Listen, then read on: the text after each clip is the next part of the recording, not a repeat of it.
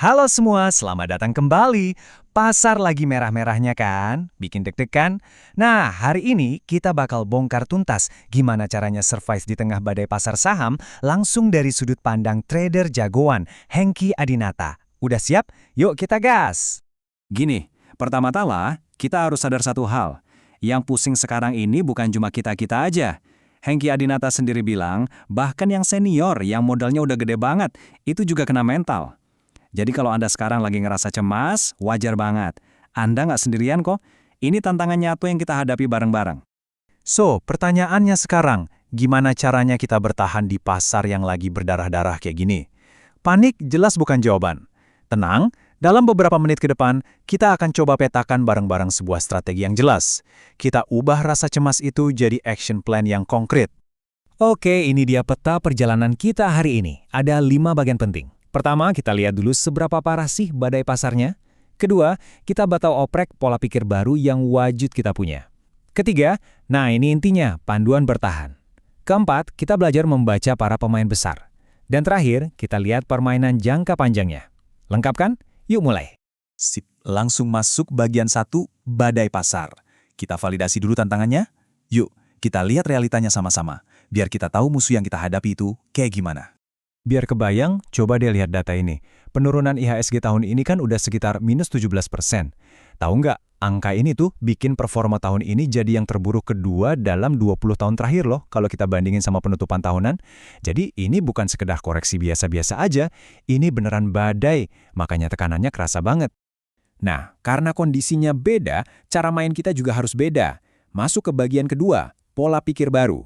Intinya, aturannya sekarang udah berubah total. Lihat deh perbedaannya, ini penting banget. Kalau pas bull market, mentalitas kita kan biasanya pede abis, FOMO, terus dikit-dikit hajar kanan. Pokoknya optimis banget. Nah, di bear market beda 180 derajat. Sekarang itu gamenya tentang kerja keras, super sabar, dan yang paling utama, survival, bertahan hidup. Udah bukan zamannya lagi beli agresif. Sekarang seningnya itu di ngebit, alias antri beli dengan strategis dan sabar. Oke, setelah paham kondisinya dan udah settle ulang mindset, sekarang kita masuk ke dagingnya. Bagian ketiga, panduan bertahan. Ini dia strategi inti yang bisa langsung Anda praktikan. Resep dari Hengki buat ngelewatin laut yang berombak ini. Aturan nomor 1, dan ini tolong dicatat baik-baik. Digarisbawahi, di stabilo, jangan pernah pakai margin. Titik. Kenapa? Karena pakai margin di pasar yang lagi anjlok, itu sama aja kayak nyiram bensin ke api.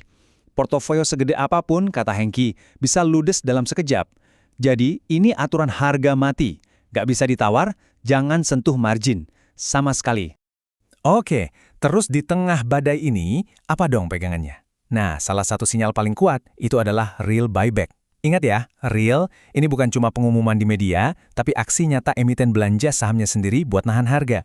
Penting banget buat bedain ini sama buyback-buybackan yang cuma transaksi main-main buat naikin sentimen. Kalau ada real buyback, itu tandanya si pemilik rumah percaya sama rumahnya sendiri. Dan itu peluang emas buat kita. Terus gimana cara mainnya? Nah ini dia game plan-nya, seni mengikuti smart money. Langkah pertama, cari saham yang lagi ada real buyback. Udah ketemu? Langkah kedua, ikut ngebit bareng mereka. Sabar aja, antri bareng si emiten. Langkah ketiga, pas harga mulai mantul, jangan serakah. Jual sebagian buat hedging, amankan profit. Dan langkah keempat yang paling penting dari semuanya, lindungi modal dan pikiran Anda. Jaga mental. Ini bukan cuma strategi sekali jalan, tapi sebuah siklus. Lakukan berulang-ulang, dan Anda bukan cuma bertahan, tapi bisa jadi malah tumbuh di tengah badai. Teorinya udah dapat kan? Sekarang waktunya kita turun gunung. Kita lihat praktiknya di lapangan. Bagian 4, membaca para pemain. Kita bakal bedah contoh nyata yang dibahas langsung sama Hengki. Contoh pertama, saham sejuta umat, Bumi.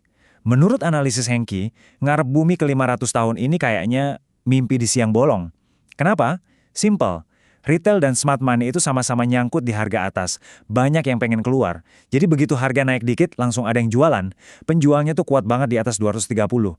Jadi, strateginya gimana? Ya udah, main cepat aja. Ambil untung 5-10%, bungkus, keluar.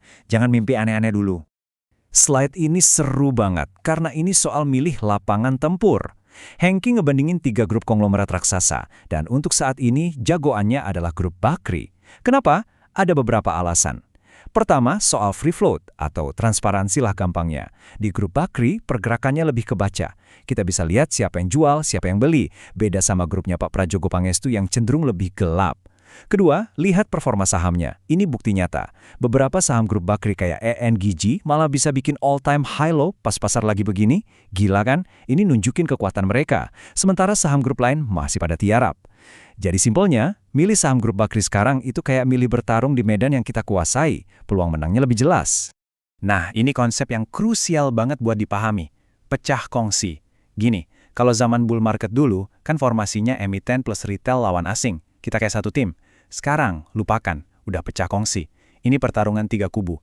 Emiten lawan retail lawan asing. Semuanya berjuang buat kepentingannya masing-masing. Jadi, buang jauh-jauh pikiran kalau emiten itu otomatis bakal belain retail. Udah nggak gitu lagi mainnya. Dan akhirnya kita sampai di bagian kelima, bagian penutup. Permainan jangka panjang. Di sini kita ngomongin tujuan akhirnya. Karena di pasar kayak gini, kemenangan itu bukan soal cuan paling gede, tapi soal bertahan. Kutipan dari Hengki ini benar-benar nonjok. Kehilangan uang itu sakit, tapi kehilangan mental, kehilangan kewarasan, sampai kehilangan diri sendiri itu jauh lebih parah. Dan itulah yang paling penting untuk kita jaga. Jaga kepala kita tetap dingin, jaga mental kita tetap waras. Itu lebih berharga dari sekedar ngelindungin modal. Sebagai penutup, saya mau lempar pertanyaan ini ke Anda. Ingat, pasar itu siklus. Badai ini pasti akan berlalu. Matahari pasti akan terbit lagi. Pertanyaannya bukan kapan badai ini selesai, tapi apakah Anda siap saat itu tiba? Apakah portofolio Anda, dan yang jauh lebih penting, mindset Anda, bakal siap menyambut pasar yang pulih? Karena pada akhirnya itulah yang akan menentukan siapa pemenang sesungguhnya. Coba renungkan itu. Terima kasih sudah menyimak.